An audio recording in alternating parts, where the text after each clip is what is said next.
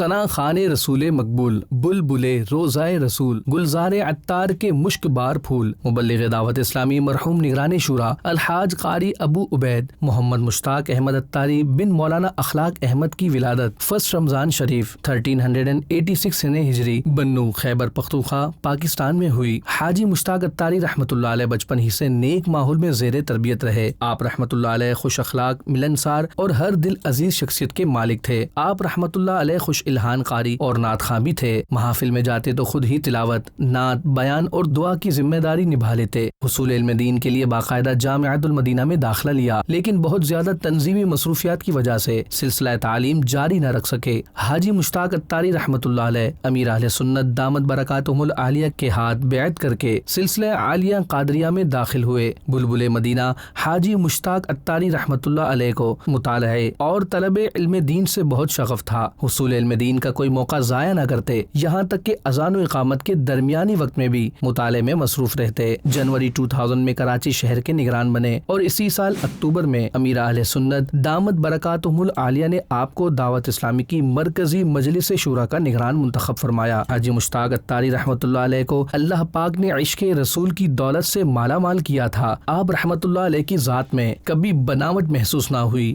آپ رحمۃ اللہ علیہ غیبت، غصہ، حوصلہ شکنی، دل آزاری، جلد بازی اور غرور و تکبر سے دور رہتے، اور آپ عاجزی و انکساری، صبر و تحمل اور ماتحتوں کی حوصلہ افزائی جیسی صفات عظیمہ کا مجموعہ تھے۔ ثنا خوان رسول مقبول، بلبل روزائے رسول، گلزار عطار کے مشک بار پھول، مبلغ دعوت اسلامی مرحوم نگران شورا الحاج قاری ابو عبید محمد مشتاق احمد عطاری رحمۃ اللہ علیہ 29 شعبان شریف 1423 ہجری مطابق 5 نومبر 2002 کو دنیا فانی سے دار البقاء کی جانب کوچ فرما گئے۔ اللہ پاک کی آپ کے مزار پر رحمت نازل ہو۔